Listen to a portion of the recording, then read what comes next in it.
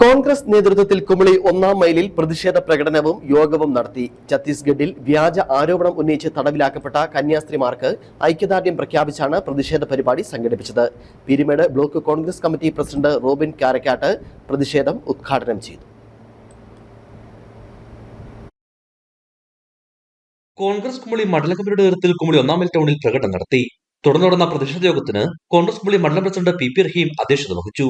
Peermade block Congress committee president Robin Karakkat ഉദ്ഘാടനം ചെയ്തു. ബിജെപിയുടെ നിലപാടുകൾക്കെതിരെ അദ്ദേഹം രൂക്ഷമായ വിമർശനമാണ് ഉന്നയിച്ചത്.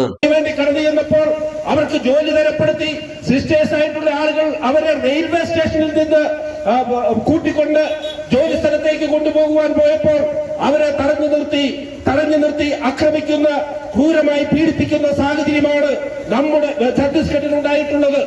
എന്തിന്റെ പേരിലാണ് ഇത്തരത്തിലുള്ള അക്രമങ്ങൾ അഴിച്ചുവിടുവാൻ ബി ജെ പിയുടെ